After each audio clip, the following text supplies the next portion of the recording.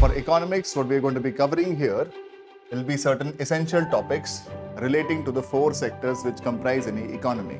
At the economy from the household perspective, we're going to be looking at the economy from the producer's perspective, we're going to be looking at the economy from the perspective of the government, as well as from the perspective of the external sector. Hello and good afternoon to everyone.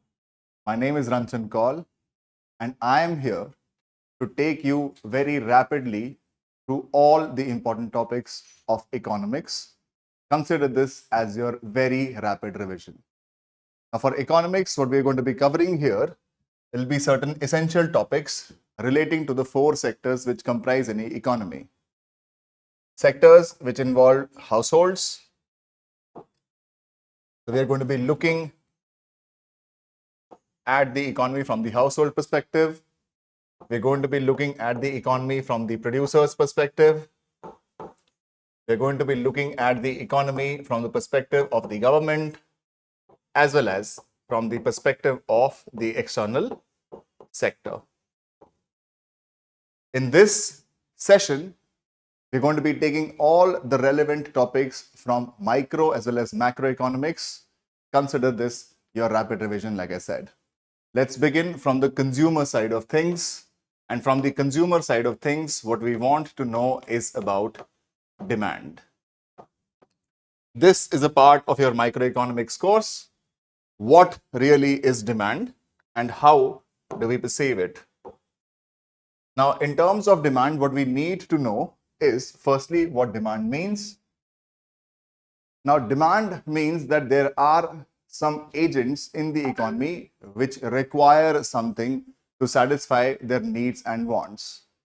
Consumers require goods because these goods hold utility for the consumer. So what is utility? Utility is the need or want satisfying potential of a specific commodity. There are two schools of thought with respect to utility. First school of thought is the cardinal school of thought, which says that utility can be measured. You can put a number to it. The second school of thought with respect to utility is the ordinal school of thought, or the ordinal approach to utility. This one says that utility cannot be measured. Now, there is one more thing about utility that you should know, which is about the concept of marginal utility. The concept of marginal utility is all about what is going to happen to the total utility for a consumer as he increases the units of consumption. The marginal utility refers to the change in total utility with the consumption of one more unit of a commodity. With respect to marginal utility, there is one important law that you have to remember. This law is called the law of diminishing marginal utility. What does this law say?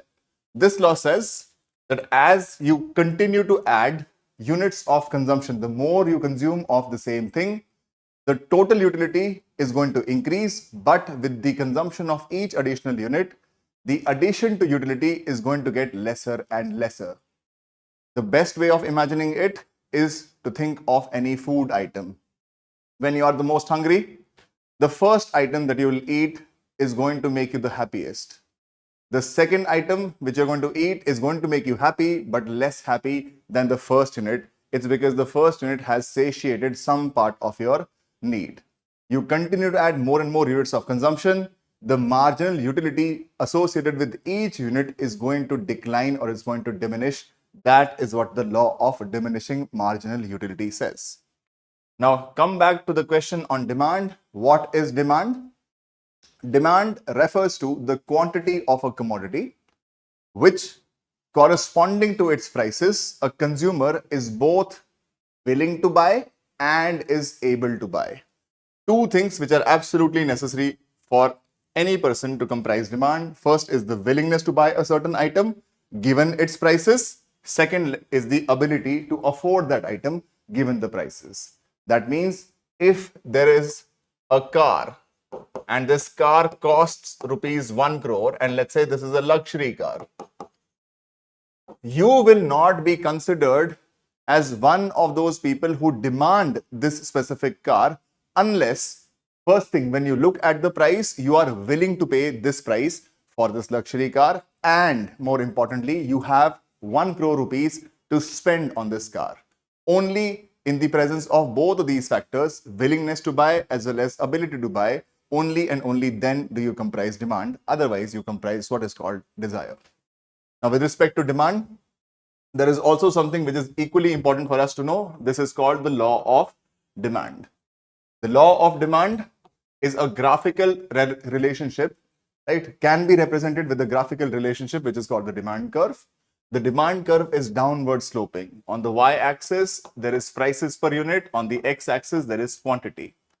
The law of demand says that quantity demanded of a commodity is inversely related to its prices. That means at a certain price P1, the quantity demanded would be Q1. As the price increases from P1 to P2, the quantity demanded for the same commodity decreases from Q1 to Q2. Or conversely, if the price decreases from P2 to P1, the quantity demanded will increase from Q2 to Q1. This is the law of demand. With respect to demand, there is one very, very important topic. That topic is called elasticity. What is elasticity? Elasticity is also called sensitivity. It's also called sensitiveness. It's also called responsiveness. Elasticity is a phenomenon where you change one variable and the other variable also changes. In context of demand, what we are generally interested in knowing is called price elasticity of demand. That means we are interested in knowing how much does demand vary subject to changes in prices. Elasticity is very simply put the percentage change in quantity demanded subject to the percentage change in the price of this commodity. Elasticity can take many values. Elasticity can be 0, it can be 1, it can be greater than 1, it can be less than 1, it can even be infinite. When it is 1, it is called unitary elasticity. When elasticity's value is 0, we call the good perfectly inelastic. When the value of elasticity is less than 1, we call the good inelastic. When the elasticity's value is greater than 1, we call the good elastic. And when elasticity's value is infinite, this is where we say that the good is perfectly elastic. Perfectly elastic means that subject to very minuscule change in prices, the quantity demanded of this commodity changes very, very significantly. With respect to elasticity, there is another important concept which is called cross price elasticity.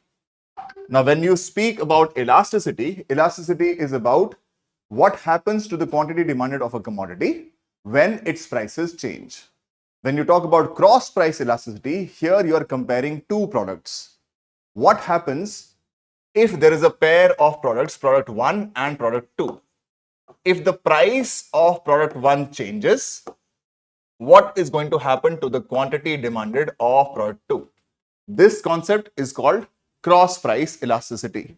And if you can clearly see, this is percentage change in quantity demanded of item A divided by percentage change in price of item B. One very likely question that they can ask you is what will be the cross price elasticity of substitute goods and of complementary goods. Now here you should know what is meant by substitute goods, what is meant by complementary goods. Substitute goods are those goods whose use is the same or whose use is similar to each other. Therefore, one can be replaced by another. Complementary goods, on the other hand, are a pair of goods whose use is associated with each other or whose use is dependent on each other. For instance, complementary goods example would be petrol and car. For you to drive a petrol engine car, you will require petrol. Conversely, you will not require petrol unless you have a petrol driven car. An example of substitute goods could be Pepsi and Coca-Cola. Now, question could be, what will happen to the cross price elasticity of a complementary good? Is it positive? Is it negative? What is the cross price elasticity of substitute goods? Is it positive? Is it negative? This will require a very minor calculation in your head. The minor calculation in your head is going to be extremely simple. Think in terms of Pepsi and think in terms of Coke. If He's asking you about cross price elasticity of substitute goods. Think in terms of Pepsi and Coke. If a can of Pepsi costs 40 rupees and a can of Coke also costs 40 rupees, let's say the price of Pepsi declines from 40 rupees till 30 rupees. Now, one can of Pepsi costs you 30 rupees while the same can of Coke costs you 40 rupees. What will happen in this case? The demand for Coke should decrease. Why should the demand for Coke decrease? Because many people will think that Coke can now be substituted by a cheaper substitute, which is Pepsi in this case. That means in case of cross price elasticity of Coca-Cola, you will have to look at the percentage change in quantity demanded of Coca-Cola subject to percentage change in the prices of Pepsi. Now the price of Pepsi declined, therefore the percentage change will be in negative. What is going to happen to the demand for Coca-Cola? Because the price of Pepsi declined, that means percentage change in the price of Pepsi, final minus initial, will be negative. The quantity demand of Coca-Cola would also decline. Why? Because many people now will find Pepsi cheaper compared to Coca-Cola. That means the quantity demanded of Coca-Cola should also decline. Percentage change would be negative. So negative cancels out. It will be a case of positive. So cross price elasticity in the context of substitute goods is positive. Cross price elasticity in the context of complementary goods would be negative. You can imagine it this way. If the price of petrol increases, in which case percentage change in the prices of petrol would be positive. Because of increase in the prices of petrol, it becomes more expensive for us to drive a petrol driven car. That means the quantity demanded of petrol driven cars should definitely decrease. That means the price change in petrol is negative, while the quantity demanded of petrol cars changing is also going to be price change in case of petrol is going to be positive, while the quantity demanded of cars is going to be negative. This would mean that the value eventually you get will be negative. So cross price elasticity in context of complementary goods is always negative, and in context of substitute goods, it is always going to be positive. Now, this is something that you have to remember. About elasticity, there is also one more concept which is absolutely important. The concept of elasticity also gives us some types of goods. There are types of goods that you should remember on the basis of elasticity. Some types of goods which we call necessary items. Some types of goods that we call luxury goods. What are necessary goods and what are luxury goods? Necessary goods are those goods whose income elasticity of demand is very low. That means subject to change in your incomes, the quantity demanded for necessary items is not going to change significantly, which is why low income elasticity of demand. What are luxury goods? Such goods for which the income elasticity of demand is going to be high. That means when your incomes reduce, the first thing that is going to go out of your bucket list is going to be luxury items. Subject to change in incomes, the quantity demanded of luxury goods changes significantly. One more thing, necessary items can further be divided into two categories. One is called the normal goods. The other one is called inferior goods. Normal goods are those goods whose economic behavior is normal. That means these are such goods you will consume these goods more if your incomes are high, and vice versa. Inferior goods are those goods which you will consume more when your incomes are low, and vice versa. Remember, the difference between normal and inferior goods is not on the basis of their quality, it's on the basis of how much will you consume of it when your incomes are high and how much will you consume of it when your incomes are low. This brings us to another important type, which is called Veblen goods versus Giffen goods. What are Veblen goods and what are Giffen goods? Both of these goods are same in the sense that they both defy the law of demand. The law of demand says that quantity demanded is inversely related to prices. That means if prices increase, quantity demanded should decrease, and if prices decrease, then the quantity demanded should increase. In case of web-lent goods, if the price of the commodity increases, the quantity demanded of this commodity also increases. That means for web-lent goods, prices are directly related to quantity demanded. Same is the case with giffen goods. In case of giffen goods, when the prices of these giffen goods increase, quantity demanded also increases, and vice versa. Now, they are both similar in the sense that they both defy the law of demand. They are different because web-lent goods are luxury items, while giffen goods are inferior goods. This is something that you'll have to keep in mind. This is about demand, right? The concept of elasticity we just discussed. Another thing which is important for you to remember will be determinants of demand. Now, what are determinants of demand? If you draw a demand curve, if this is your demand curve, this being the price per unit and this being the quantity, this is the demand curve. Anything that shifts the demand curve to the right or to the left, that means increases demand or reduces demand, that factor is going to be called a determinant of demand. You may get a question where they may give you examples of factors.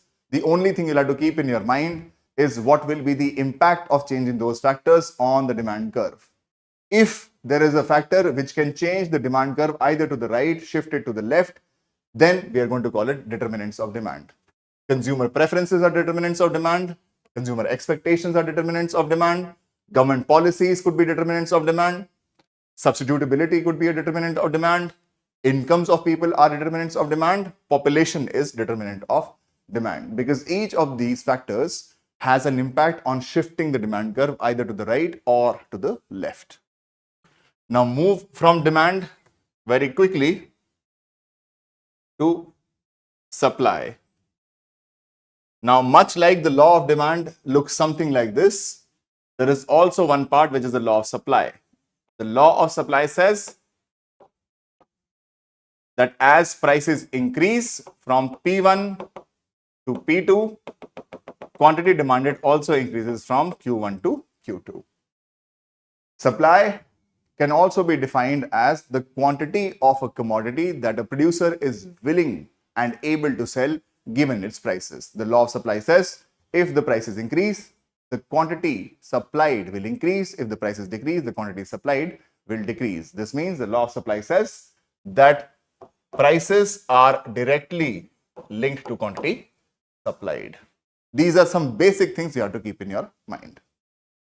Now from here, let's move to what is called market equilibrium. Market equilibrium is exactly a spot where the demand curve intersects with the supply curve. This is price per unit, this is quantity. The point of intersection where the demand curve meets the supply curve is called market equilibrium. It has to be best understood by first understanding disequilibrium. Disequilibrium is a scenario where nothing happens to the demand and supply, yet prices move. That means something has happened in the economy that prices have moved from the equilibrium price P0 to price P1. When this happens without any change in the underlying demand and supply, you will have a scenario where consumers are going to demand quantity Q1 while suppliers are willing to supply quantity Q1S. Clearly, the quantity supplied is more than quantity demanded. This is an example of disequilibrium of the kind surplus. Conversely, another kind of disequilibrium could be when prices move from P0 to P2, and as prices move from P0 to P2, you can see that P2 is less than P0. That means the demand will now be Q2D while the supply would be Q2S. Clearly, the demand is more than the supply. This is a scenario of shortage. Market shortages, market surpluses are both examples of disequilibrium. Equilibrium is a scenario where the quantity produced, Q0 is the point where quantity supplied is the same as quantity demanded corresponding to a price. This is called equilibrium price. Now remember, if the demand curve shifts, let's say it shifts, the supply curve shifts from S to S1, this new point of intersection, this new point will be called a new equilibrium. This is not a disequilibrium. Let's move to the next important concept of macroeconomics. This one is about GDP. Now for GDP, the basic things that you have to be covered with is firstly the definition of GDP. The definition of GDP is it's the market value of all final goods and services produced within the domestic territory of an economy within a time period, which is generally 1 year. Now, it is the market value. It will include only final goods and all services produced in a certain time frame in the domestic territory. This means that there are many implications of the definition of GDP itself. Because we are taking a market value, that means GDP is a monetary measure. You do not express GDP in terms of quantities or listing out what are you really producing. You only list a money value of the output produced. Secondly, only final goods will be included. Final goods will be included, not intermediate goods. The reason being that you want to avoid what is called double counting. In the prices of final goods, the prices of intermediate goods are already built in. So you do not compute the prices of intermediate goods separately. This is to avoid double counting. There is no such thing as final service. That's because services are consumed the moment they are produced. There is no intermediate stage. Next, only currently produced goods and services. This is within the time period. For example, if I'm calculating the GDP of an economy, let's say for financial year 25-26, that means I am looking at what is the market value of output produced from the 1st of April 2025 till the 31st of March 2026.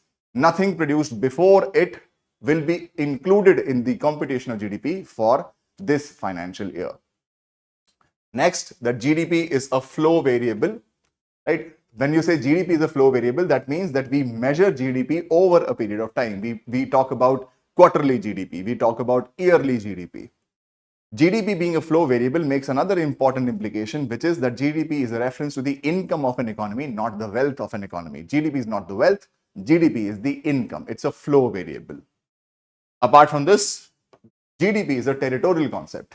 This is very, very important. Remember, this is all the final goods and services produced during a year in the domestic territory of an economy. When you say a domestic territory of an economy, it means that GDP does not give any reference to who is making it. GDP only talks about how much is being made within the domestic territory of an economy. And from the purposes of GDP, domestic territory is a reference to what we call economic territory. Economic territory is going to include all areas within your political boundaries. It is going to include what is called territorial enclaves. For example, your embassies, your consulates, your military bases, your scientific bases in other countries. For practical considerations, we consider them as part of our territory. Conversely, any American embassy here in India, we will, for the purpose of computation of GDP, consider this as the territory of America in India. The other thing which is included in the economic territory is ships and aircrafts operated by Indian residents between two or more different cities that do not belong to our territory, but we will still include that as a part of our GDP. So is the case of oil and natural gas vessels and rigs operating either in international waters or in waters over which our residents have got exclusive rights to do that. They will all form a part of our domestic territory. We'll call it economic territory. Now remember, GDP does not speak about who is making it. GDP only speaks about how much is being produced in these areas, regardless of who makes it, which is why GDP is a territorial concept. There are three methods of computing GDP: the income method, the expenditure method, and the value added method. In the income method, we compute GDP by calculating the incomes of all factors of production, aggregating them. In the expenditure method, we calculate GDP by adding up all the expenditures made over domestically produced items: consumption expenditure, investment expenditure, government expenditure, and net of exports. In the value added method, we go to the firms and ask of them how much is their value, how much was the value added by that firm. Value added method, you're going to go to a firm, you're going to ask of them what is the value of your sales, what is the value of your change in inventory, and what is your input cost. The value of sales plus the value of change in inventory minus their input cost will be the value added by the firm. You calculate it for all firms, aggregate them, and you get the gross value added, which is similar to a GDP of an economy. Three methods of computing it. The another concept related here is the concept of GNP. While GDP is a territorial concept, it does not bother about who is making in this domestic territory. Is it our residents or is it foreign residents? GNP, on the other hand, is a residential concept, which is where it is more important for us to find out how much are our nationals making or how much are they contributing towards production processes during this time frame. In GNP, the reference is not to where is it being produced. The reference is to who is producing it. GNP is, you can think of what is the contribution of our domestic factors of production. They may be producing in India, they may be producing elsewhere. How much are incomes being generated from this production process by the Indian nationals, regardless of where they are making it. And GNP, like I said, is the monetary value of all final goods and services produced by normal residents of an economy. You can think of them as citizens. GNP, you calculate through adding to GDP what is called net factor income from abroad. GDP plus net factor income from abroad gets you GNP.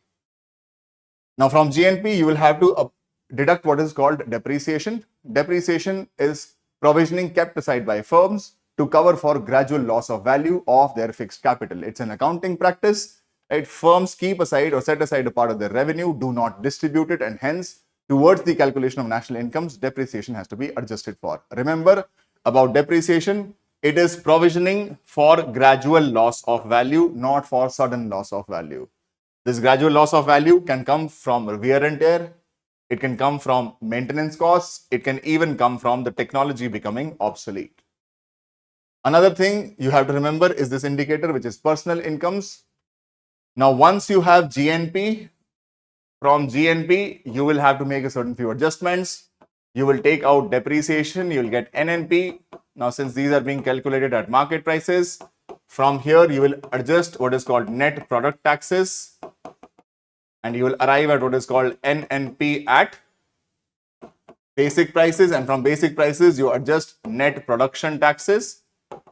You will arrive at NNP at factor cost, which is what we call national incomes. Once you have national incomes is that part of the total incomes which accrue to your national factors of production. From national incomes, you have to come down to personal incomes, and personal incomes is a part of national incomes which is accrued to the households. Personal income will be that part of the national income which is received by the households. The formula is from the national income, you have to deduct undistributed profits or retained earnings of the firm. You have to deduct corporate taxes. You have to deduct net interest payments made by the households. And you have to add transfer payments to the households from the firms or from the government. Now remember this, that transfer payments will be a part of personal incomes. It's not a part of your GDP except when you're talking about subsidies. From personal incomes, you have to come down to personal disposable incomes. Personal disposable incomes will be that part of your personal income that you finally have available with you to spend or to save or to do whatever with it. So from personal incomes, you'll have to deduct two things, net tax payments and non-tax payments. And that is what you will have as PDI, personal disposable incomes. These are very important macroeconomic indicators. Now, another important concept in GDP is real and nominal GDP. Nominal GDP is when you compute the value of GDP at the current prices. Real GDP is when you compute the value of output at the prices of a base year. We select a reference year, we call it the base year. The prices of commodities in the base year are used to compute the value of GDP for any year, and that becomes the real GDP for that year. The reason why we include real GDP and not nominal GDP, or why we compute both of them separately, is because any change in real GDP is a change happening because of the volume of output being produced. If the volume is increasing, you will find that the real GDP increases. If the volume of output decreases, then you will find that the real GDP decreases. And economic growth is a rise or an increase in real GDP, not an increase in nominal GDP. This is something that you have to remember all the time. You may also get a question from the base effect. What is the base effect? The base effect is the effect of choosing a different reference point for comparison between two data points. For example, in the selection of your base year, you may select one year for which the prices were really low. In which case, from those really low prices or from a very low base, you can see or you can show your growth increase to be very high. Compare this with the reference year where the prices were very high, subject to very high base, right? You may find that the change in output will not reflect significantly. This phenomenon is called the base effect. Base effect is the effect of choosing a high base year or a low base year, depending upon what the prices were in the base year itself. Now move to the next concept, the concept of inflation. What is inflation? Inflation is generally an increase in the general price level of an economy. Now remember, inflation is a macroeconomic concept. Inflation does not talk about commodity inflation or the prices of mangoes are rising. You don't call it inflation. Inflation is where you will find that overall the prices in the economy are increasing. It's a macroeconomic concept. In the context of inflation, you will have to remember the ADAS model. This is aggregate demand, this is aggregate supply, this is the price level, and this is the output of an economy. Inflation will be of two types, from the demand side and from the supply side. Anything that pushes the demand curve to the right will also have the effect of increasing the price level in an economy from PL1 to PL2. Any increase in price level of an economy is going to be called inflation. Conversely, if the demand curve shifts from this point to the left, the new price level, PL3, is less than the previous price level. This part is going to be called deflation. So inflation or deflation can happen because of the demand side of things. It can also happen because of the supply side of things. For example, if the supply curve shifts to the right, and if the supply curve shifts to the right, that means the new price level is PL3, which is less than the previous price level. This is deflationary. If the supply increases, there may be a chance of deflation. If the supply decreases while the demand curve remains the same, in which case you will have a phenomenon of inflation. So inflation or deflation is going to be caused from both sides of things, from the demand side of things as well as from the supply side of things. This, from the demand side of things, what could be the factors? This is what is going to be called demand pull inflation, something that shifts the aggregate demand curve to the right. What can do it? Any increase in income can do it. Any increase in the population can shift the aggregate demand curve to the right. If you have a high fiscal deficit would mean that the government wants to make more expenditure than the receipts that it is getting. If it wants more expenditure to be made, right, that means it is going to create a demand for example, new capital goods. That can also shift the demand curve to the right. Direct taxes, the impact of taxes. Right? When you say direct taxes increasing, if the direct taxes increase, that means the disposable incomes with the consumers, with the firms is going to decline. Conversely, the AD curve will shift to the left. Similarly, a direct tax decline is going to shift the AD curve to the right. Right? If the currency depreciates, depreciation of a currency means that your currency becomes weaker in comparison to a foreign currency. And when your currency becomes weaker in comparison to a foreign currency, this means that your goods now become cheaper for the rest of the world. And if your goods become cheaper for the rest of the world, correspondingly, there will be a high demand for exports because your goods are now price competitive. So when a currency depreciates, the external demand for your domestically produced goods and services can increase, shifting the AD curve to the right, leading to an inflation. And the reverse is also true, which means when the currency appreciates, AD should decrease, and if AD decreases, it shifts to the left, then it is going to create a scenario of deflation. Now, this is on the demand side of things. From the supply side of things, there are two major things that you have to consider. First is called the supply side constraints. When you say supply side constraints or supply side shocks, you can think in terms of there being some event which caused the supply to reduce. For example, floods, for example, forest fires, for example, pandemic. All of those things can lead to supply shocks. And when the supply shocks happen, this means that the aggregate supply is going to shift to the left. And if the aggregate supply shifts to the left, this means that the price level is going to increase. Right? Any reduction in supply caused by a shock can also create inflation. The other kind of factors that you have to remember from the supply side is what we call cost push inflation. Anything that pushes the cost, that increases the costs, is also going to lead to a shift in the AD curve to the left. For example, an increase in wage rate, anything that will increase the cost, remember, will decrease the profit margin and hence the willingness of the suppliers to supply. That means if the wage rate increases, for the producer, it becomes more expensive to make the same item, leading to a reduction in his profit margins, which will push him to produce lesser. Similarly, the prices of inputs rising, the change in technology, right? Better technology will make it easier, will make the existing capital stock more productive.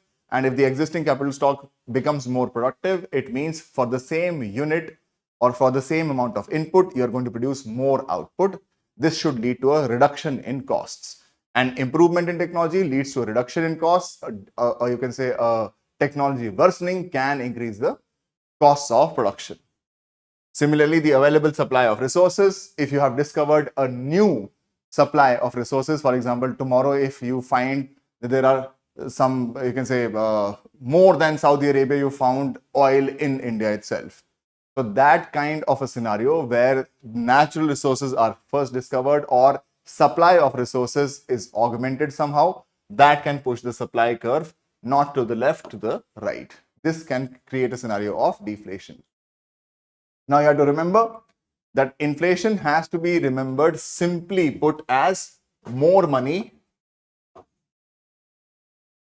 chasing fewer goods. That means anything which causes more money to be in circulation, or anything which causes fewer goods to be in supply, or anything which causes both. That is going to lead to deflation. And that is going to lead to inflation. And deflation would be the exact opposite. Less money chasing more goods comparatively. That is going to be a deflationary environment. Now about inflation, you should also know what are the measures to control inflation. The measures to control inflation will come from the side of government itself, will also come from the side of your RBI or your central bank. The government has what is called fiscal policy at its disposal. Now, the government has fiscal policy at its disposal to counter both inflationary as well as deflationary circumstances. If there is more money chasing fewer goods, you can imagine that more money is going to create more aggregate demand. And more aggregate demand is C plus I plus G plus N of X. If the aggregate demand curve is shifting to the right somehow, the government has at its disposal what is called fiscal policy to pull it back. How does the government do it? In the fiscal policy, the government has two things at its disposal: taxation and expenditure. If the aggregate demand is rising, the government can use its taxation powers to pull it back or to reduce it. How will the government do it? The government will increase taxes. The moment government increases taxes, consumption expenditure should decline. So will the investment expenditure, because the government taxes both households as well as the corporates. Now, when the government takes away a significant part of your incomes, that means your consumption expenditure should reduce, and so should your investment expenditure. This will lead to a decline in aggregate demand, which will bring the economy back to normal. Right? Same is the case of expenditure. In context of an inflationary environment where there is more money chasing fewer goods, the government will not want to increase expenditure because there is already more money. That means the government would want to reduce more expenditure. The government can decide to do both. It can decide to change taxes as well as its expenditure at the same time. For example, if an economy is in a recessionary phase when the output is declining, right, the government can do something to revive this demand, in which case the government can simultaneously reduce taxes as well as increase expenditure. That scenario is what we call fiscal stimulus. So to counter inflation or deflation, the government has at its disposal what is called fiscal policy, gives its power of taxation as well as expenditure. Depending upon what the scenario is there more money chasing fewer goods, or is there less money chasing more goods. Depending upon what the existing scenario is, the government will make necessary changes to its fiscal policy. In an inflationary environment, the government is likely to increase taxes, cut its expenditure, or do both. In a deflationary environment, the government is more likely to reduce its taxes, increase its expenditure, and do both, or do both. Similarly, the government may also have administrative mechanisms. For example, in context of commodity inflation, sometimes the prices of essential commodities are on the rise, for which the government has at its disposal the Essential Commodities Act, which can issue price control orders. Under the Essential Commodities Act, you can also create supply controls. Right? This is also one way through which the government can check inflation. Come down to the role of RBI. The role of RBI will be in context of monetary policy. And monetary policy is a policy prerogative of the central government, wherein the central government will have at its disposal both quantitative tools as well as qualitative tools to either increase the money supply or decrease the money supply or change the direction of flow. That part is called monetary policy. Now, in context of inflation, like I said, inflation is more money chasing fewer goods. RBI would want, in a scenario of inflation, to create a scenario where RBI can affect this part, which is there should be lesser money in circulation. Now, how does RBI do it? RBI can use its direct instruments. These direct instruments are in the form of CRR or SLR. RBI can raise these reserve requirements. When RBI raises these reserve requirements, it becomes impossible for the banks to lend this amount of money, which will lead to a reduction in the credit flow. Similarly, the RBI can use indirect instruments, right, which will include repo rate, reverse repo rate, marginal standing facility rate, SDF rate. Right? These rates will change the cost of money supply, which is to say, if the RBI decides to raise the interest rates in the market, it becomes more expensive for people to borrow. And when it becomes more expensive for people to borrow, consumers will borrow less, as well as firms will borrow less. Similarly, government may also borrow less. Now, in an inflationary environment where there is more money chasing fewer goods, RBI would want to create a scenario where there is lesser money. This it does by raising the reserve requirements or by raising the interest rates, creating what is called a dear money regime. Similarly, if there is a deflationary environment, the exact opposite will happen. RBI will want to create a scenario where there should be more money chasing fewer goods. RBI is going to do that by reducing the reserve requirements or by reducing the interest rates in the market, creating what is called a cheap money regime. So in context of a deflationary environment, RBI is going to follow a cheap monetary policy or a cheap money regime. In context of an inflationary environment, RBI is going to follow a dear money policy, right, or a dear money regime. One is going to be called expansionary.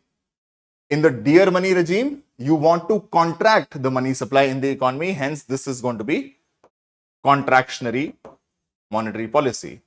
In the cheap money regime, what you want to do is you want to increase the money supply, you want to expand it. This is going to be called expansionary monetary policy. Now remember, the word expansionary and contractionary could also be used with the fiscal policy. If the government is trying to increase the aggregate demand, this it is going to do by following an expansionary fiscal policy. If the government wants to reduce the aggregate demand, the government is going to follow a contractionary fiscal policy. Now, apart from this, there can also be structural reforms, right, which will counter inflation, because many of the causes of inflation are what we call structural rigidities. For example, an economy which is primarily agrarian, does not produce a lot of industrial output, will always find itself short of industrial output, which it may have to import. This can increase the prices of those commodities in the market. So a structural transformation will be required by this economy. It should have to move from a primary economy to a secondary and eventually to a tertiary economy. That is called structural reforms, which could also be a measure to control inflation. About inflation, you should remember at least 3 indices. First is called the GDP deflator. The second is called CPI, and the third is called the wholesale price index. The GDP deflator is when you take a ratio of the nominal GDP of a year,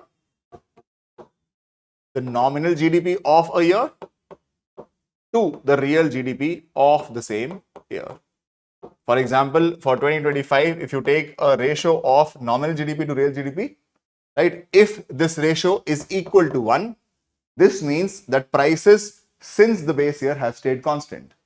If this ratio is greater than 1, that means the nominal GDP is greater than the real GDP. Right? This means prices have moved from the base year. If the ratio is less than 1, this means the nominal GDP is less than real GDP, or prices have become lesser compared to the base year. Now this is what is called GDP deflator, which could also be an indicator for price levels. There are two limitations of the concept of GDP deflator. Since GDP talks about all the domestic production, that means in context of a GDP deflator, we do not factor in imports. While in reality, consumers and even firms for that matter also make a lot of imports, which will impact their cost of living. Similarly, GDP deflator is computed quarterly, computed annually. You would want a much more regular index for inflation, which is why if we do not accept GDP deflator, what we accept is two indicators. One is called the CPI as well as the WPI. CPI stands for Consumer Price Index and WPI stands for Wholesale Price Index. Now, you have to remember that the WPI is compiled and released by who? It is compiled and released by the Office of the Economic Advisor in the Ministry of Commerce and Industry. While the CPI, there are multiple types of CPIs. You have the Consumer Price Index for industrial workers, CPI for agricultural labor, CPI for rural labor. All three of them are compiled by the Labor Bureau from the Ministry of Labor and Employment. There is also what we call CPI combined, CPI rural, CPI urban and CPI combined. That one is compiled by MOSPI, Ministry of Statistics and Program Implementation. In fact, it is computed by the Central Statistics Office under MOSPI.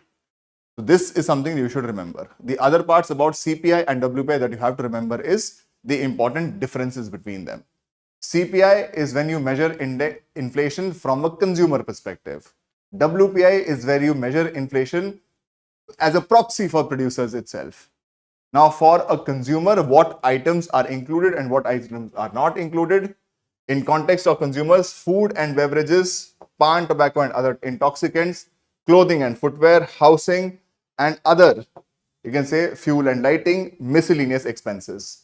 The highest indicator, the highest weight is for food and beverages. When you look at the WPI, you have primary articles, fuel and power, manufactured products, right? These are the three important items. The highest weightage which has been given to is manufactured products. So you may get a comparison in terms of whose weight is higher and whose weight is lower in both of these indices. Now, apart from this, you should know some terms, something called headline inflation, something called core inflation. And there are other types of inflation also. Types of inflation, depending upon the rate of inflation, you have multiple types. You have creeping inflation, right, which is where your inflation rate is generally around 3%. Walking inflation between 4 to 10%. Galloping inflation if the inflation rate is around 10%. You have a scenario of hyperinflation if your monthly inflation rate is around 50% or more. You have something called shrinkflation. Now remember, shrinkflation is where the producers become a little cheeky. They will keep the prices constant, but they will reduce the quantity. This is something that may happen in the context of Lay's. You would have seen that the price remains the same. What they're going to do is they're going to change the quantity of those chips provided. That's called shrinkflation.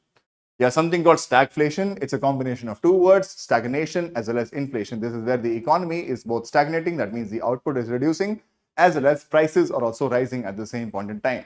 It's a paradoxical situation, something called stagflation. You have something called skewflation. Skewflation is when some sectors of the economy witness more inflation compared to other sectors. That means inflation is skewed towards a certain few sectors.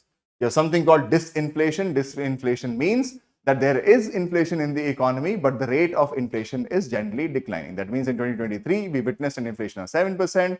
In 2024, we witnessed an inflation of 4.5%. In 25, we are witnessing an inflation of 3%. That means inflation is still here, but the rates of inflation are declining. That is a scenario of disinflation. You have something called headline inflation. Headline inflation is the overall value.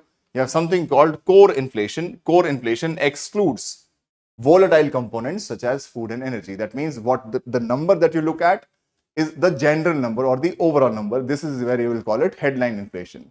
If you exclude two very volatile items, first is food, the other one is energy, then the remaining inflation is going to be called core inflation.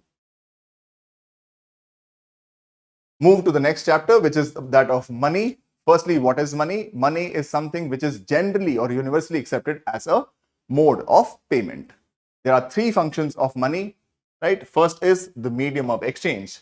Medium of exchange means that money is universally accepted as a means of payment. You go anywhere in India, you take your rupee with you, people are going to give you goods and services. Nobody denies you a payment in goods and services when you offer them your currency or your money. Second is the unit of account. Unit of account means that the value of every other commodity is measured in terms of money. The third is store of value. Store of value means that money is generally non-perishable and hence can store value for a longer duration. Store of value means that money is going to be valuable today. So the amount of notes that you have, right, currency notes, they will be valuable today. They will also be valuable 10 years from now. They will also be valuable 70 years from now. While medium of exchange means store of value across regions. This is store of value across time. This can be thought of as store of value across regions. That means your money is valuable here in Delhi, your money is valuable equally in Jammu and Kashmir, your money is valuable equally in Tamil Nadu.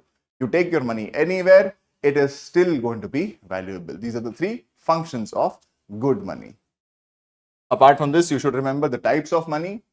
First is full-bodied money. Full-bodied money means that the economy or the value as money is equivalent to the value as commodity, or intrinsic value is the same as face value. For example, if you have 10 grams of gold, if 10 grams of gold cost rupees 10,000 in an economy, if you mint a gold coin whose weight is 10 grams, then this coin will have a denomination of 10,000 rupees.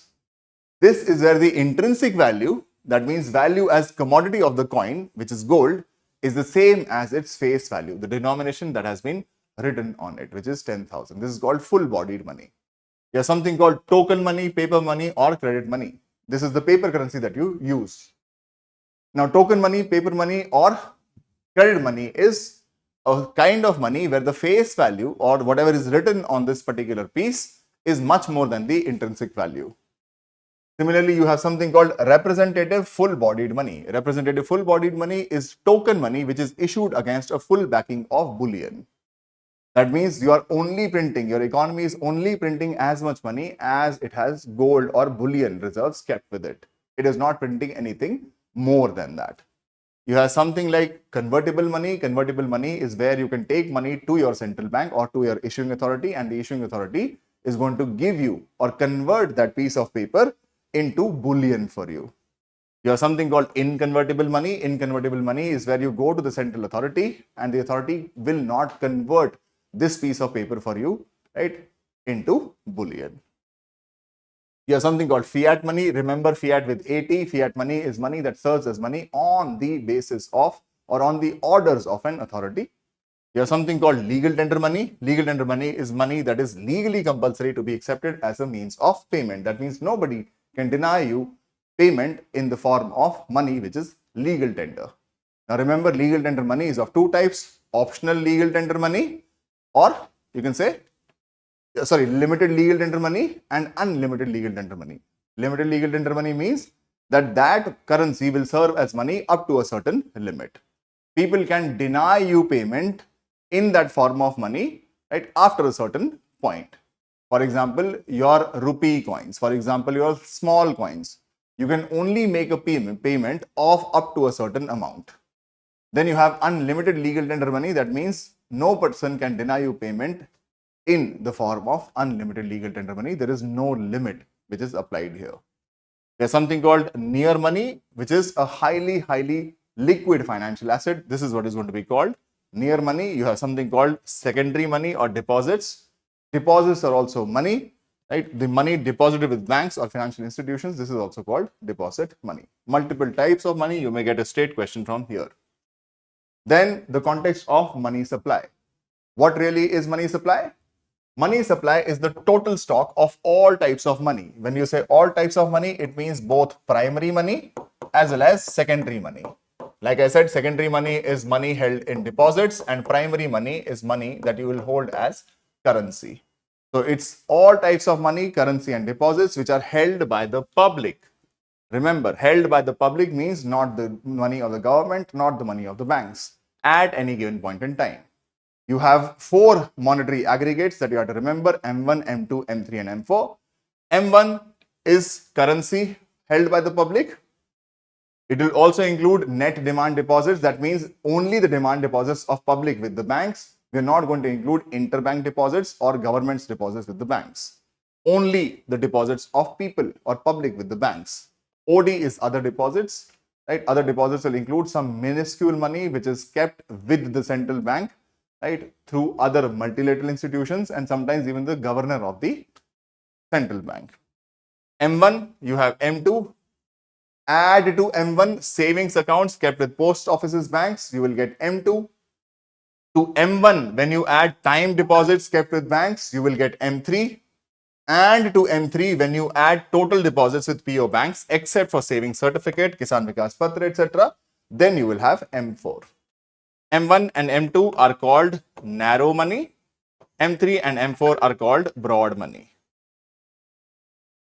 The most commonly used indicator for money supply will be M3. The most commonly used monetary aggregates generally are M1 and M3. The most common will be M3.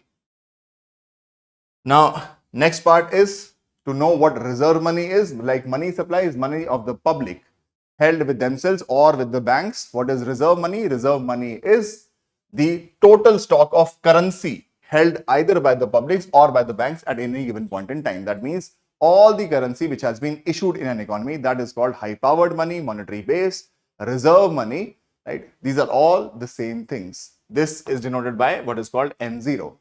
There is a relation between money supply and M0. Money supply is money multiplier times reserve money.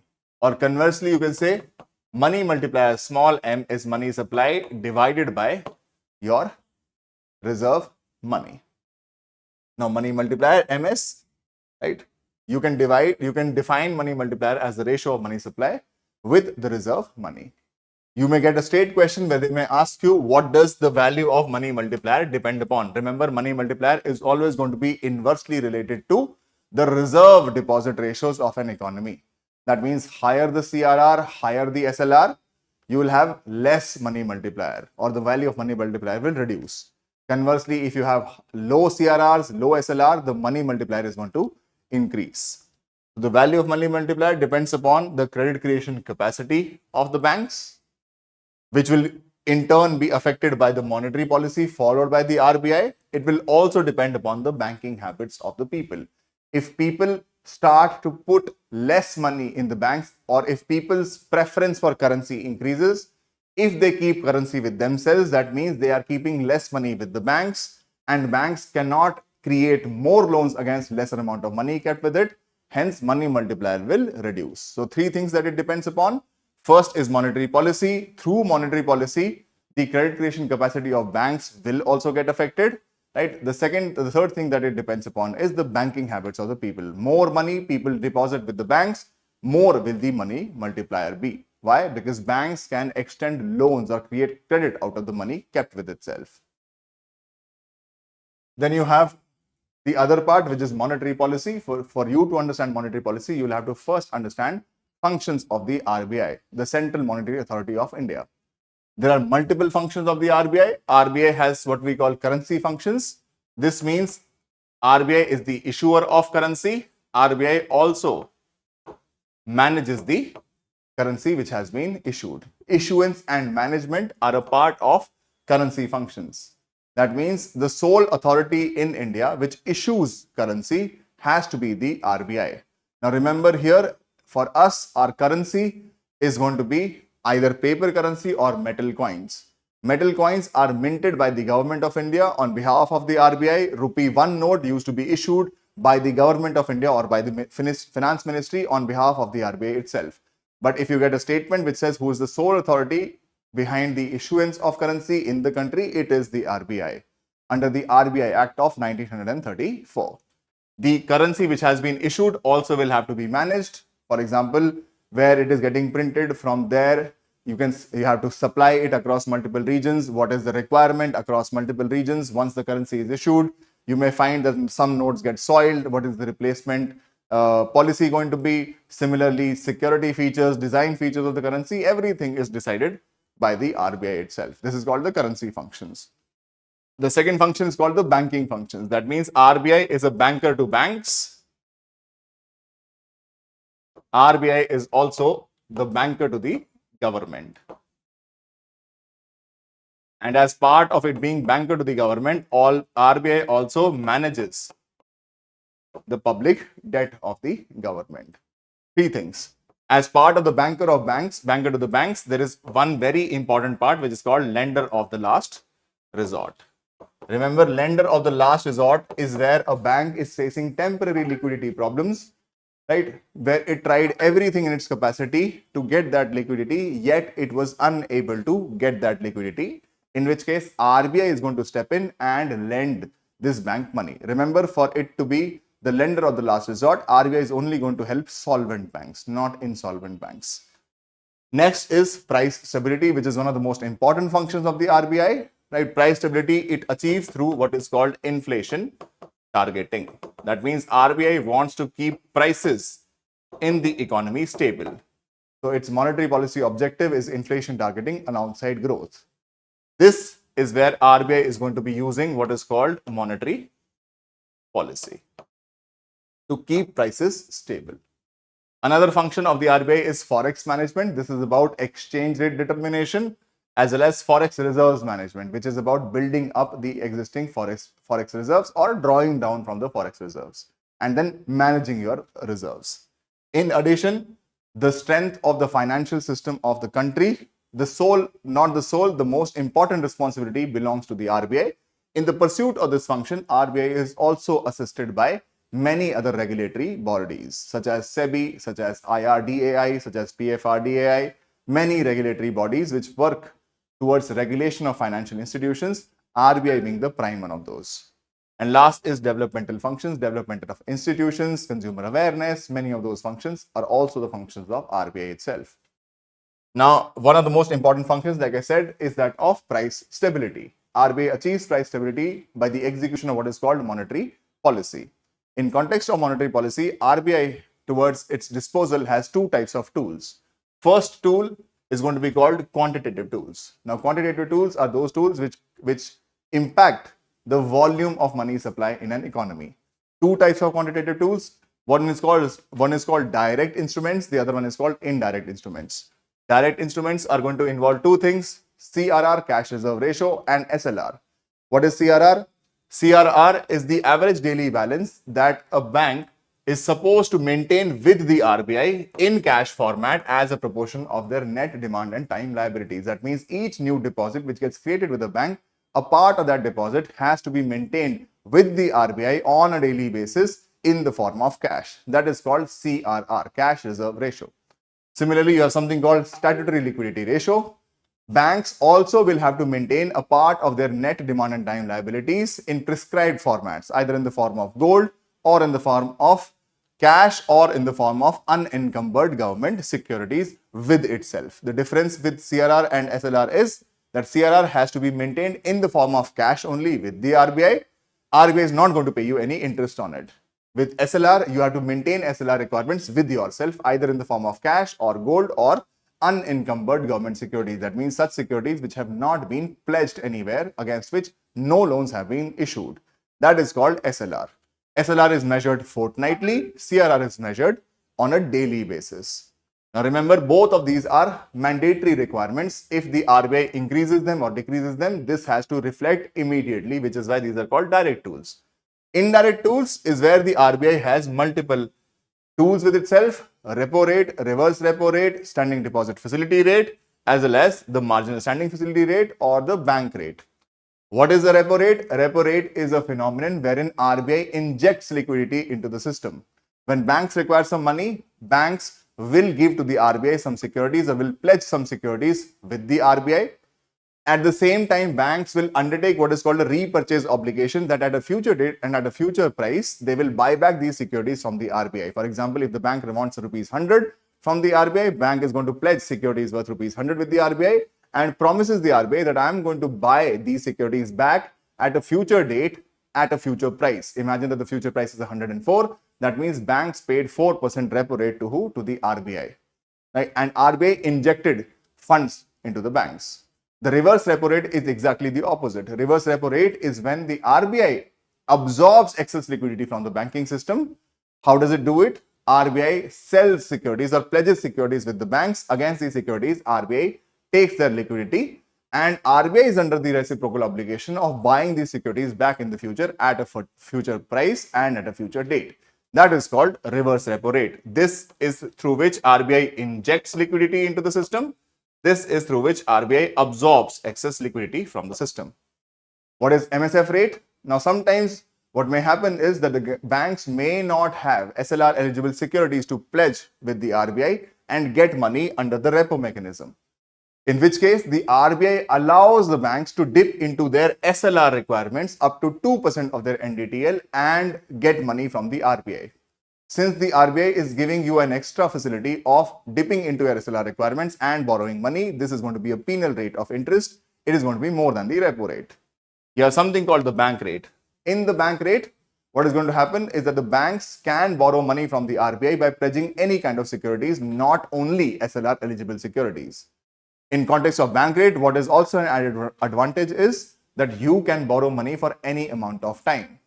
And bank rate, of course, will also be a penal rate of interest. Then there is a new facility which has been introduced lately. This is called standing deposit facility. It is going to replace, or largely in operational mechanisms, it is replacing what is called reverse repo rate. Under the reverse repo rate mechanism, RBI used to absorb excess liquidity from the banks by pledging its securities with a repurchase obligation on itself that at a future date and at a future price, I'm going to buy it back from you. Now, if RBI wants to absorb excess liquidities from the banks, RBI does not have to give any collateral. It can straight up absorb excess liquidity from the bank by paying them a certain rate of interest. That's going to be called the SDF rate or standing deposit facility rate. These are all indirect tools of monetary policy. Then you have something called qualitative tools. Qualitative tools will include margin requirements. It will include credit limit, directed lending, preferential interest rates, or moral suasion. Now, what is the first part? First is margin requirements. Now, remember, every time you pledge a collateral with the bank, for example, if you want to borrow 1 crore rupees from the bank, you pledge or you put a collateral of your land. The market value of land is 1 crore rupees. Now, every time you pledge a collateral with the bank is not going to issue you a loan exactly as the market value of that collateral. Some part of the value of that collateral, the bank is not going to extend you a loan against. That part is called margin. For example, if the margin requirement for industrial purposes is, let's say, at a 30%, that means if I'm an industrialist and I want to borrow money from the bank for my industrial purposes, I pledge a security worth rupees 1 crore with the banks. If there is a margin requirement of 30%, this would mean that the banks are only going to issue me a loan against a collateral of 1 crore. This loan which is going to be issued to me will be only that of 70 lakhs. That means if the margin requirements are raised, this is going to create lesser credit into a certain few sectors, and the reverse is also true.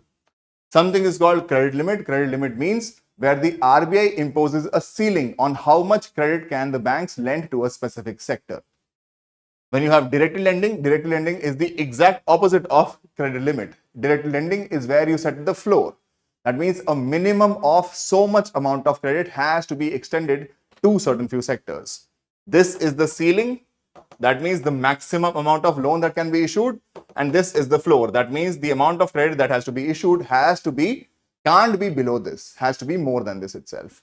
There is something called preferential interest rates. If the RBI wants to change the direction of credit, what RBI can do is get the banks to issue loans to certain sections or certain sectors of the economy at preferred rates of interest or lower rates of interest. Last is called moral suasion. It's a more informal mechanism through which RBI writes to banks telling them to take certain few important steps. These are questions that they may ask you straight up. there is something called open market operations also as a part of your monetary policy. Under open market operations, RBI executes its price stability function, doing what? By entering into open markets. That means, for example, a good example of this is the case of sterilization.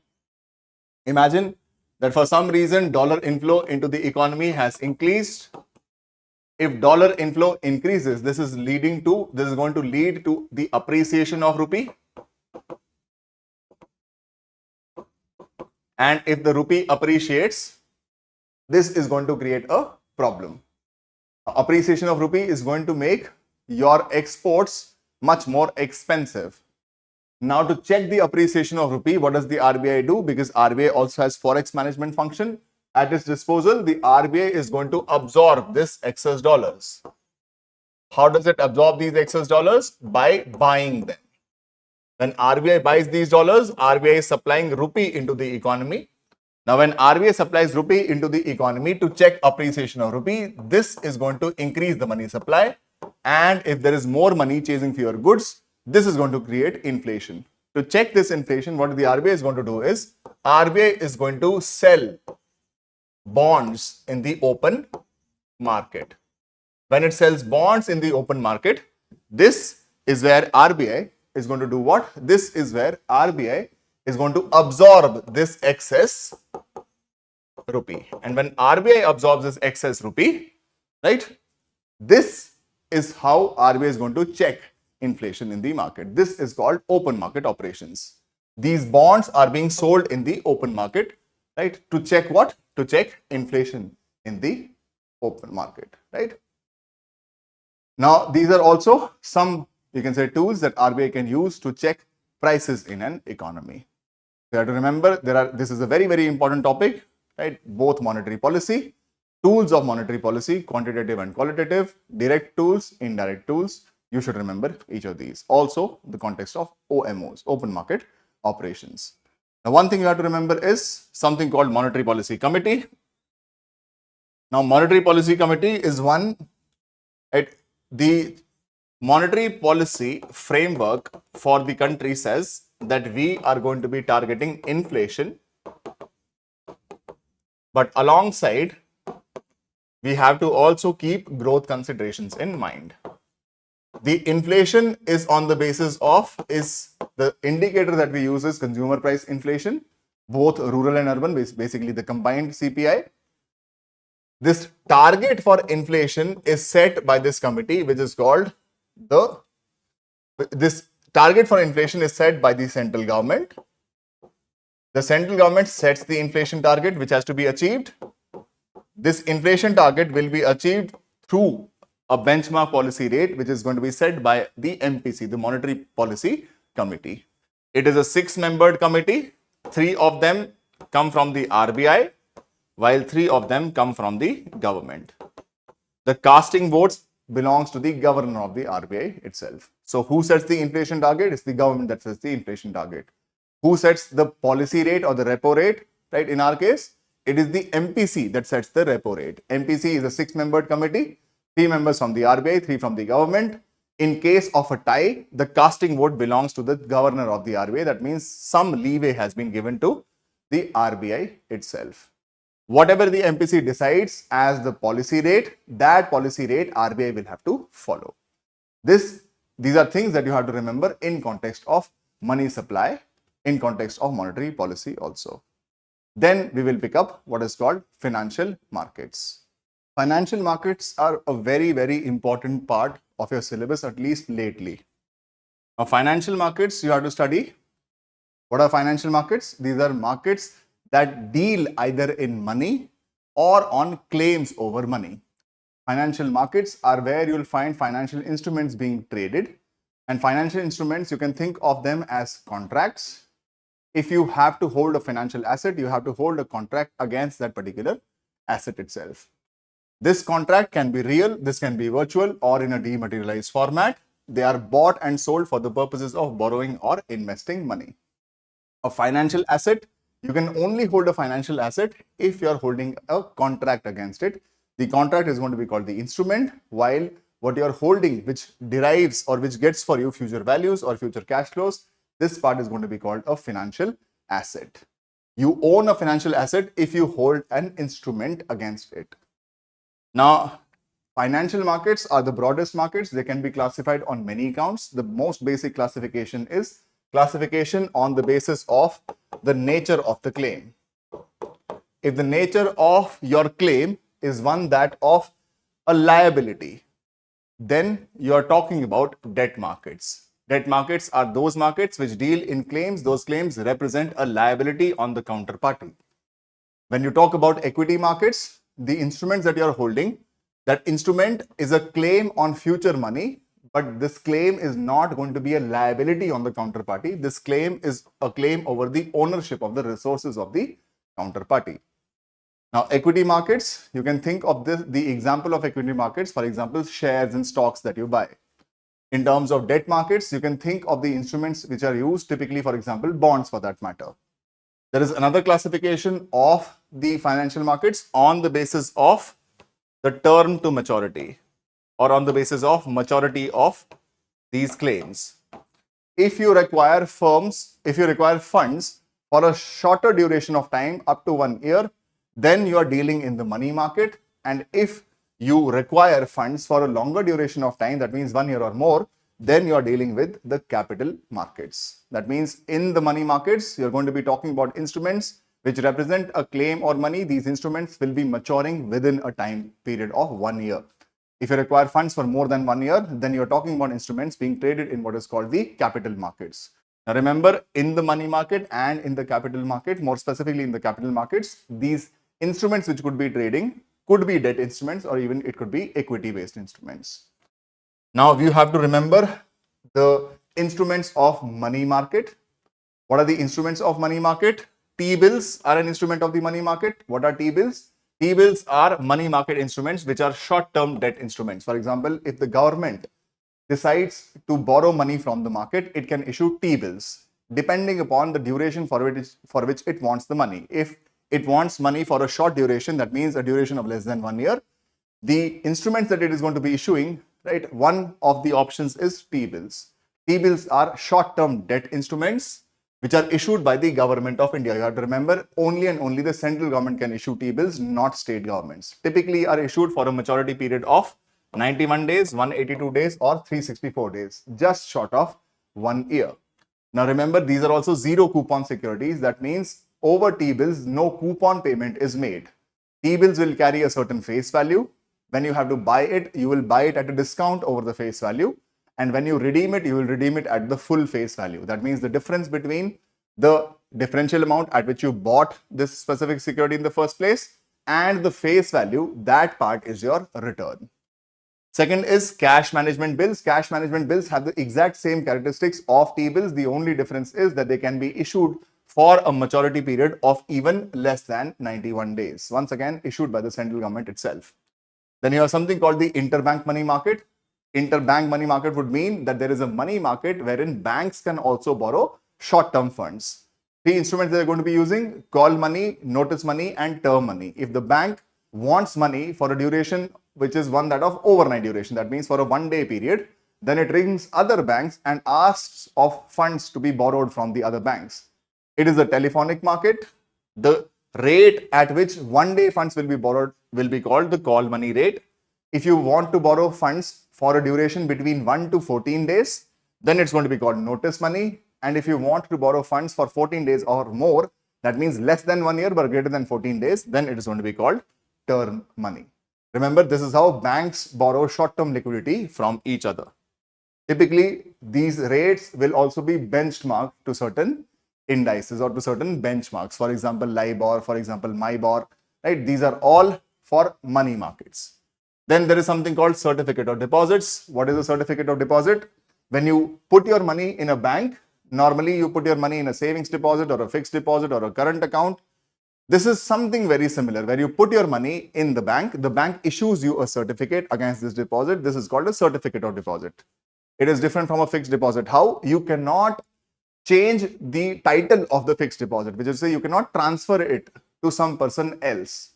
For you to transfer your fixed deposit to any other person, you'll have to break the fixed deposit first and then create a fixed deposit in the other person's name. But if you carry a certificate of deposits are negotiable instruments. That means they can be sold in the secondary market also. That's the essential difference between CD as well as a fixed deposit. When you talk about commercial paper is basically certificate of deposit, but this time it is not issued by a bank, it is issued by a corporate entity. Then it becomes a commercial paper. There is something called trade bills, bills of exchange or commercial bills. What are these? When you have to, for example, you are a person P1, you bought items or goods and services from P2. You did not have the money to pay this particular person. What you do is you issue a bill of exchange. You issue a trade bill. There is a paper that you will issue. This paper is going to represent a future claim over money that this person P2 is entitled to take from P1. Now, this particular bill of exchange, it can also be discounted with a bank. That means if P2, for example, P2 sold goods and services worth rupees 1 lakh to P1. P1 did not have the money. P1 issued a bill of exchange worth rupees 1 lakh to person P2. If P2 requires instant money, P2 can go to a bank and he can get this bill discounted, which means the bank will take this particular instrument from person 2, and against this instrument, the bank will lend him, let's say, rupees 90,000. It has to be issued at a discount. The difference between the value written here and the discount and the value at which the bank gets it from the person, this is called the discount rate. Discount rate will be the income of the bank. Now the instrument has been transferred over from P2 to the bank. Now the bank is supposed to get money from P1. This is called bills of exchange, also called bills, commercial bills, also called trade bills, also money market instruments. There are also money market instruments with respect to repo transactions. What you have just discussed in the monetary policy part was the interbank repo market. Similarly, there can be repurchase obligations or repo transactions which happen not just with banks, with other entities also. For example, CBLOs, collateralized borrowing and lending obligations. They are very similar to repo transactions. The only difference between CBLOs and repo transactions is that CBLOs can be honored even before the time period, while repo transactions have to be honored exactly at the date of maturity. Now, apart from this, you will have capital market instruments. Let's talk about capital market debt instruments. Now, first instrument that you have to remember is dated government securities. Dated government securities are debt instruments issued by the government. Now, T-bills are also debt securities issued by the government. T-bills are issued for a period less than 1 year, 91, 182 or 364 days. If the same bills are issued for a time period of more than 1 year, we call them dated government securities. The common name for dated government securities is bonds. Bonds are issued by the government. They can be issued by the central government or even the state government, while T-bills are only issued by the central government. If the state government issues bonds, we call them state development loans. There can be multiple types of bonds issued by the government. One is called fixed rate bonds. Fixed rate bonds is where the coupon rate is going to be fixed throughout the duration of this bond. Another is called floating rate bonds. This is where the coupon rate can vary as the duration of the bond or as the bond reaches towards its maturity. Next is called zero coupon bonds. Zero coupon bonds is where the bond has a face value, but the bond does not give you any coupon payments. In zero coupon bonds, what happens is the bonds are issued at a discount. Whoever subscribes to the bond gets the bond at a price less than the face value, and this person will redeem the bond upon maturity at the face value. That's called a zero coupon bond. You have something called capital index bonds. Capital index bonds is where the principal amount is linked to or is indexed to any acceptable index for inflation. Could be the CPI, could be the WPI for that matter. You have something called inflation index bonds. In inflation index bonds, both the face value, or you can say both the principal amount as well as the coupon payment, both of them are linked to any acceptable index for inflation. Then you have something called special securities. Special securities are nothing. These are securities which are issued for specific purposes. For example, to stabilize markets, like in the context of sterilization, the RBI issues some kind of securities, government securities. These are what we call stabilization bonds. You have something called oil bonds for that matter, food bonds for that matter. If there are bonds issued by the government for a specific purpose, we will call them special securities. You also have something like sovereign gold bonds issued for a specific purpose. There is one more thing that you need to know, which is called bond prices, bond yields. Now remember, bonds are negotiable market instruments. That means they can be bought and sold in the secondary market also. Now remember, this bond yield you have to understand as the effective return that you're going to get by holding a certain bond. Bond yield equals your coupon payment upon the current bond prices. That means bond yields are inversely related to bond prices. Now consider a scenario, let's say, where the market rate of interest, let's say, is at a 10%. The bond issued you a coupon payment. Let's say you subscribe to a bond, the face value was rupees 100, while the bond paid you 5 rupees as coupon payment, 50 rupees as coupon payments. That means what you are expecting as return from holding this bond to maturity, let's say this maturity is for 1 year, you're going to get 50 rupees, right? And then the face value back. That means you are making 5% over this bond. If the market rates of interest shoot to 10%, many of the existing bond holders would want to shift to a better source of income, which is the putting their money, let's say, in fixed deposits for that matter. Consequently, what is going to happen is, as they decide to sell their bonds, the bond prices will decline in the market. When the bond prices decline in the market, since bond yields are inversely related to bond prices, the bond yields will increase. This means that if the rates of interest, what is the relationship between the rates of interest, market rates of interest, bond prices, and bond yields? Rates of interest, remember, are inversely related to bond prices. That means if the rates of interest increase in the market, bond prices will decrease, and if bond prices decrease, right, bond yields will increase. That means rates of interest are directly linked to bond yields. This is something that you have to remember. Rates of interest are inversely related to the bond prices and hence directly related to bond yields, because bond yields are inversely related to bond prices. Can you clearly see? This is a relationship that you should remember all the time. Next is what we call debentures. Now, debentures typically are issued by firms when they want to borrow money from the capital markets. Debentures could be of two types: convertible debentures and non-convertible debentures. Convertible debentures give the option to the debenture holder to convert some of the debt that he has issued to a specific firm into its equity. Now, this conversion is going to happen at a predetermined conversion ratio. Non-convertible debentures offer you a better rate of interest compared to convertible debentures. This is because convertible debentures give the option to convert debt into equity. And since equity or share prices typically are tailing inflation in the market, that means if there is inflation in the market, typically you will also find that share prices will increase, giving to the consumers what is called indexation benefits. This is the reason why non-convertible debentures offer a better return over convertible debentures. Convertible debentures are issued at a lesser rate of interest compared to non-convertible debentures. Now, this was a question which was also asked directly in UPSC itself. The second kind of market that you should remember is equity markets. In equity markets, the financial instruments that you're dealing with will not create a liability on the counterparty. That means you gave your money to a counterparty. In return, the counterparty gave you an instrument. This instrument is called an equity instrument, or it's called a share. This share represents a claim over ownership of his enterprise. This is not where the counterparty is supposed to pay you back your money at a future date and at a future rate of interest. Here you are taking a risk, investing your money into the capital of a specific firm. These are what we call equity markets. Now, in terms of a firm raising money, typically the stages are, there is something called a pre-IPO placement, also called a private placement. That means where a firm goes to private investors, sells a part of its ownership to get money from these private parties. Sometimes the firm may require even more money and there is no investor willing to do it for them, in which case the firm decides to go public. When the firm decides to go public for the first time, this is called the initial public offer. And in the initial public offer, the firm can go for or press for a new stock issuance, or the firm can go for an offer for sale.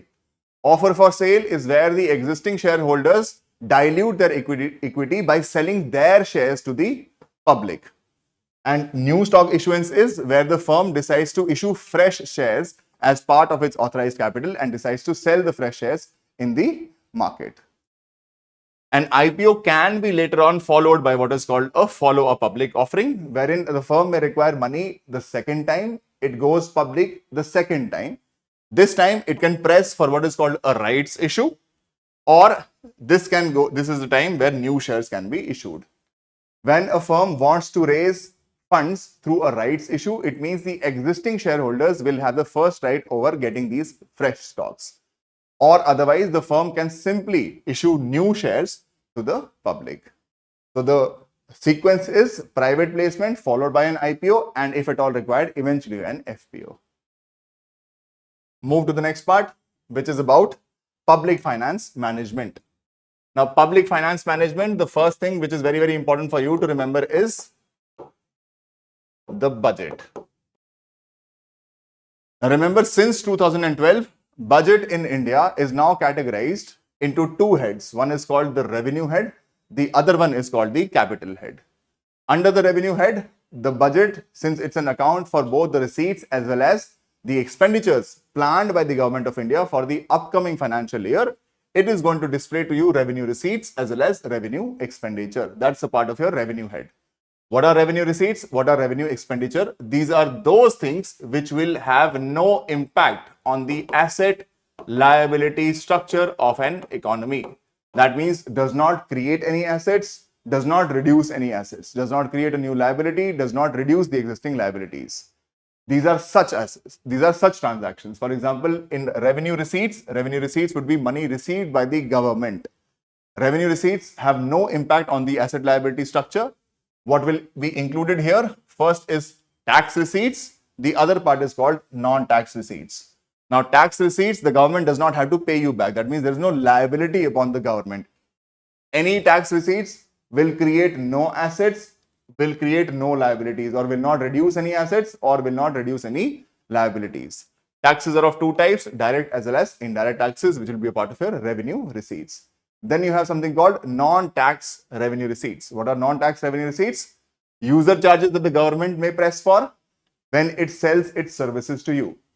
For example, when you go and get your license, there is a certain license fee that is to be paid.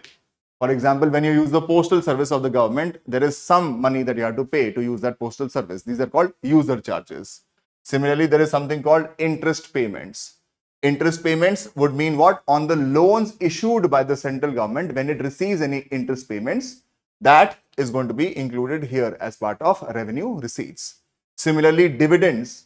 Dividends is a part of distributed profits, right? The government may hold shareholding across multiple types of funds, multiple types of firms. These firms, when they make their profits and distribute their profits, that distributed profit is called dividends. So any distributed profits that the government may receive from its firms or from the firms where it holds some shareholding, that will be a part of non-tax revenue receipts. So is going to be grants, gifts, and donations.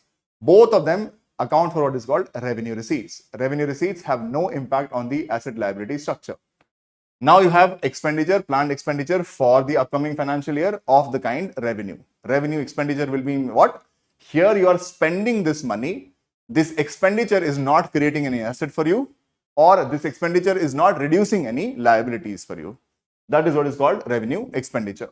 What will be included as part of revenue expenditure? Salaries, pensions, scholarships that the government may give, subsidies that the government may give, grants to the state government that the central government may give, any interest payments that the central government has to pay over the loans it has borrowed, and any money that goes towards the repair and maintenance of the existing stock as part of administrative, you can say, services, and your defense expenditure. Now, mind you, when you look at defense expenditure as a part of revenue expenditure, here the defense expenditure is not going to be over the acquisition of defense assets.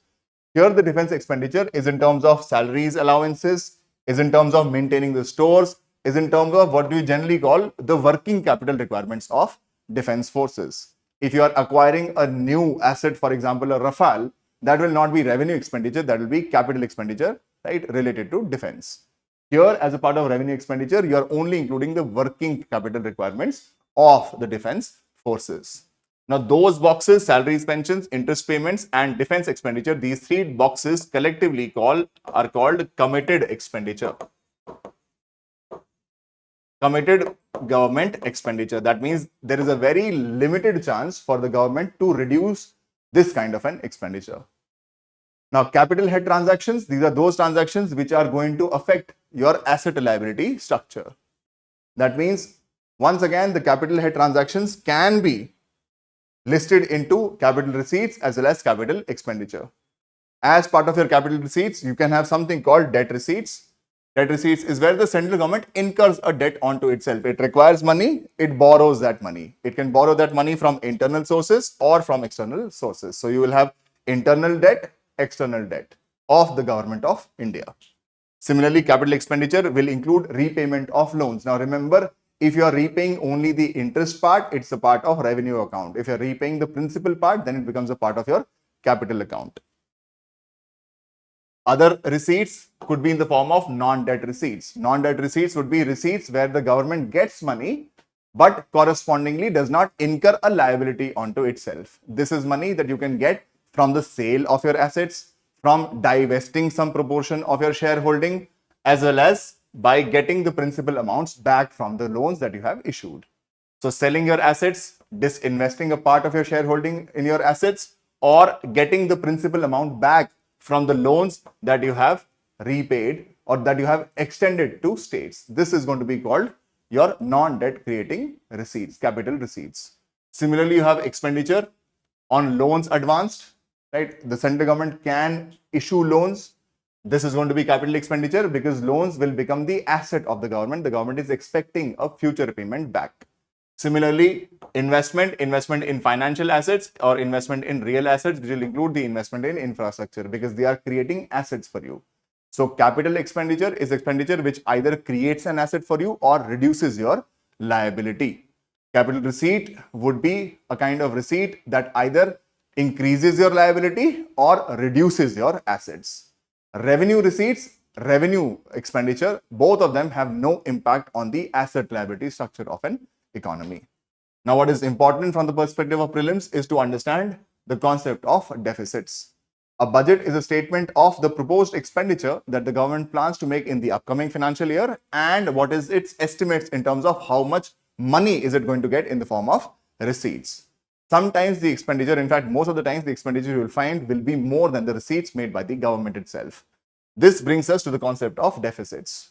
The first concept of deficit is revenue deficit. Revenue deficit is when the revenue expenditure exceeds the revenue receipts. So you only take revenue expenditure minus revenue receipts, you get what is called revenue deficit. High revenue deficit is harmful. Why? Because the government is not spending on something which guarantees its future earnings or returns. This kind of expenditure, revenue expenditure does not create any assets for you. Since it does not create any assets for you, it does not create any future streams of income for you. Therefore, high revenue deficit is particularly bad. There is something called effective revenue deficit. What is effective revenue deficit? What was found was when the government gives some loans that it has paid, you can say when the government gives some grants to the state government, some part of these grants are used by the state governments for capital formation. Since a part of these grants are given to the state for capital formation, those parts are removed from here. Grants to the state for capital formation. When you take that away from your revenue deficit, what you get eventually is called effective revenue deficit. Effective revenue deficit is actually that part of revenue deficit which does not create any future streams of income for you. You have something called budget deficit. Budget deficit is very simple. Total receipts adjusted from total expenditure. Expenditure total will mean both capital expenditure and revenue expenditure. So you will have revenue expenditure plus capital expenditure, which is your total expenditure, minus revenue receipts plus capital receipts, which is your total receipts. Now, budget deficit is this concept. You have something called fiscal deficit. The problem with budget deficit is that you may incur a scenario where your total receipts are far less than your total expenditure. Now, in context of this kind of a deficit emerging, the government can always incur more capital receipts, the government can always borrow. So many times you can show your budget deficit to be zero and it gives the wrong signal to the people. Therefore, in the concept of fiscal deficit, we do what? We only include the non-debt creating part of capital receipts. Fiscal deficit is a specific part of the budget deficit where we are adjusting from the total expenditure, we are adjusting non-debt creating borrowings, non-debt creating receipts. That means you have total expenditure, revenue plus capital expenditure minus revenue receipts plus non-debt creating capital receipts. That part is called fiscal deficit, and fiscal deficit is a signal of what the government proposes to or plans to borrow in the upcoming financial year.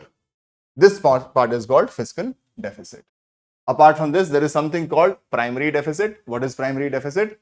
When you adjust from the fiscal deficit, the interest payments on loans which have been taken already, this part is going to be called primary deficit. The question that you may get is high primary deficit good or bad? High primary deficit is good. High primary deficit would mean that the interest payments are lesser or are a smaller part of your fiscal deficit. That means you are borrowing money, but this borrowing is not going to be used to service your existing liabilities. This borrowing will be used for present or even future expenditures. This is why high primary deficit is a good thing. Now, apart from this, what you have to remember is deficit financing. If there is a deficit which has been incurred, how does the government finance this deficit? There are some mechanisms. The government can finance that deficit by borrowing, and when it can borrow internally, it can also borrow from external sources. The government can also monetize the debt. Now, monetization of debt used to be done by the RBI previously. 1997 is when the RBI discontinued this practice and started the practice of what is called issuing short-term liquidity to the government through the provisioning of ways and means advances. Now, since then, we have made necessary amendments and now debt monetization is permitted. Remember this, only in certain exceptional circumstances is the government allowed to monetize its debt or monetize its deficit. When you say monetization of deficit, it means printing money against your deficit. Apart from this, there is the external sector, which is where we discuss what is called the balance of payments. Balance of payments is a systematic record that a country keeps in context of its transactions with the rest of the world. Now remember, this is the transactions of the country, not just of the government. That means all types of transactions emerging either from the government or from private parties. When these transactions interact or when they are dealing with the rest of the world, the BOP is a record of all of those transactions, not just of the government's transactions. The BOP has two accounts, the current account as well as the capital account. Once again, you have to remember it similarly. A current account is going to do what? Current account is going to include two types of things, trade account and invisibles account.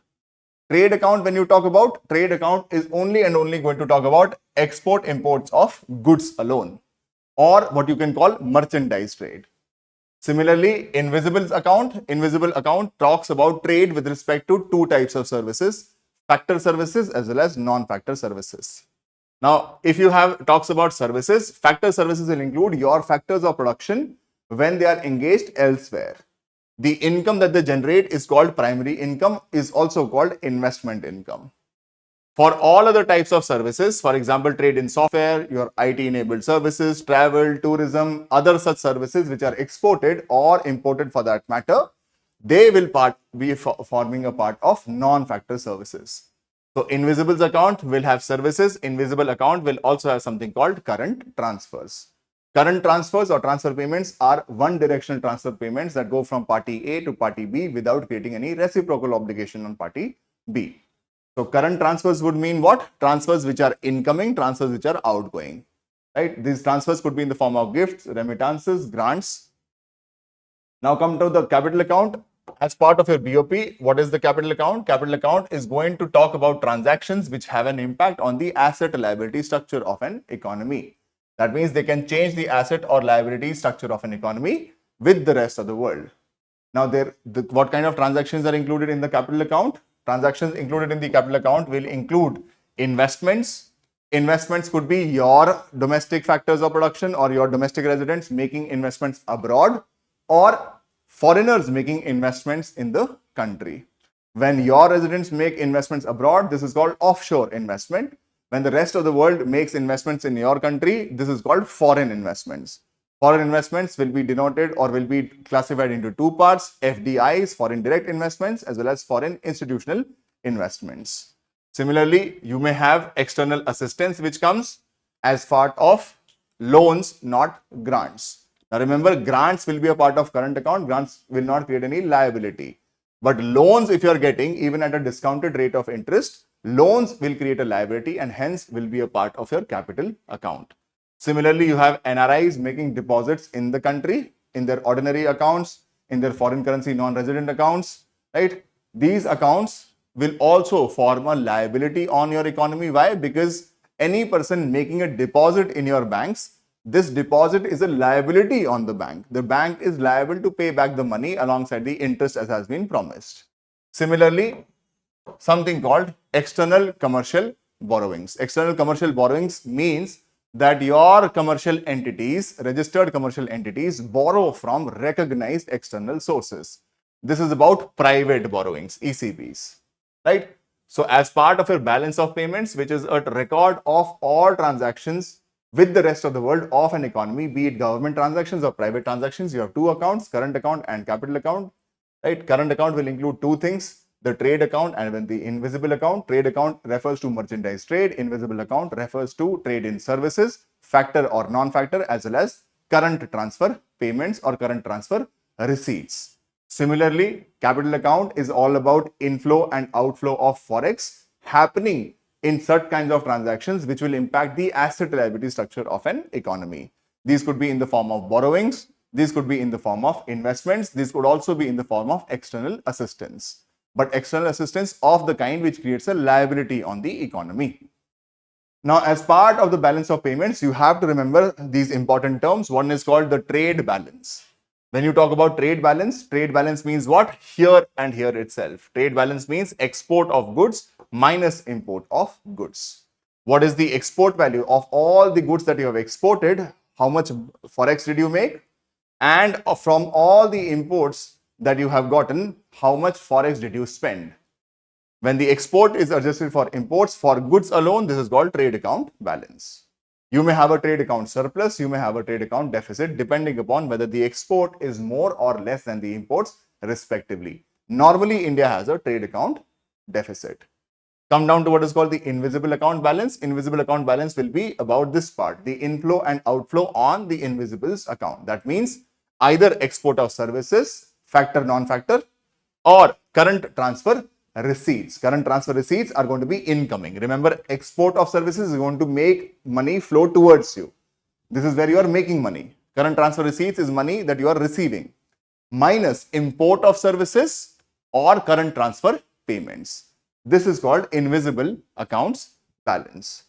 The third thing you have to remember is current account balance. Now, there is a balance calculated at the trade account, balance calculated on the invisible account. You combine them both, you will have the current account balance. Current account balance is going to include the export and import of goods. For example, here it is going to be export of goods and services both. Goods was a part of trade account, services was a part of invisibles account, plus current transfer receipts. This is money which is incoming, minus money which is outgoing, which is import of goods and services or any current transfer payments that you are making. Now, export could be more than imports or export could be less than imports. If the exports are more than the imports, that means the country is making more forex. If the export is less than the imports, that means the current country is losing its forex. One is called a current account surplus, the other one is called a current account deficit. Surplus is when your receipts are more than your payments. Deficit is when your receipts are less than your payments. Now, any surplus or any deficit here will be bridged by the capital account balance. Capital account, like I said, will be dealing in terms of transactions with the rest of the world, which affect the asset liability structure of an economy. That means they change the assets of an economy, they change the liabilities of an economy. That means it could be in the form of either investments or in the form of borrowings or in the form of assistance, which creates liabilities. Now, you may give assistance externally or receive assistance. You may make investments abroad or receive investments. Similarly, you can borrow money from abroad or other agents can borrow money from you. So, you have to keep a track of both the inflow as well as the outflow of Forex. Now, here you will have capital receipts minus your capital payments. Receipts would be in the form of borrowings, inflow of investments, that means foreign investments received, and the sale of your assets. Minus capital payments could be what the money that you are lending abroad, the investments that you are making offshore, or the assets that you are buying from abroad. When you have a balance over this, capital receipts minus capital payments, this is what is going to give you what is called capital account balance. Now, current account balance, if there is a current account deficit, normally that is bridged by a capital account surplus. In context of India, you will normally find that there will be current account deficit and a capital account balance. Now, apart from this, there is something called errors and omissions, which is a part of your balance of payments. Errors and omissions, you have to understand it this way. For every record which is made on the balance of payments, we follow what is called a double entry bookkeeping system. This means that you will record an official value plus you will record the actual value. If there is any change between the official value recorded and the actual amount which was received or which was given away, then that will be a part of errors and omissions. You include all of these, you include 3 and 4, right? You will get, and 5, you will get what is called the overall balance. Now, when you have an overall balance, this means, for example, you may have a current account deficit of $100 billion, and you may have a capital account surplus of, let's say, a $200 billion. You add them both, that means you have a net surplus of how much? You have a net surplus of $100 billion US. You may even have a net deficit. Now, if there is a net surplus, that means Forex is incoming into this economy, and this surplus will add to your Forex reserves. If you have an overall deficit, that means, for example, you may have a scenario where your current account deficit was $100 billion and your capital account surplus was, let's say, a $70 billion. That means there is a net deficit of $30 billion US. These $30 billion US will be drawn out from our official Forex reserves. So there is one more entry here which is called reserve change. Remember this, the negative sign in reserve change implies that there is an addition to reserves. And a positive sign for reserve change implies that there has been an outflow or there has been a drawing down of Forex reserves of an economy. Apart from this, you should know Forex reserves. What are Forex reserves? Forex reserves are external assets which are readily available to and controlled by the monetary authorities of an economy for the following purposes: directly financing any imbalances in the BOP or maintenance of exchange rates also. Now, we maintain Forex reserves in the form of either foreign currency or in the form of gold or in the form of SDR, special drawing rights, or in the form of what is called reserve tranche position. This is how we maintain our Forex reserves. Who is the chief custodian of Forex reserves? Who is concerned with the maintenance of Forex reserves? It is the RBI. Now, these are some things that was a cursory overview over your general economics. We started from the consumer part, which is where we understand the demand. We moved to your producer part, which is where we understood supply. From there, you move to macroeconomics. So you have to know GDP, GNP, national incomes, personal disposable incomes. From there, you move to money, money supply, understand what money means, types of money, then understand money supply, then understand monetary policy. From there, we jumped to what is called public finance management. More specifically, we touched upon budget. From there, we moved to the external sector, and what we touched upon here was the balance of payments. This was all from my side. I hope you enjoyed the session. Drop a comment below. Thank you.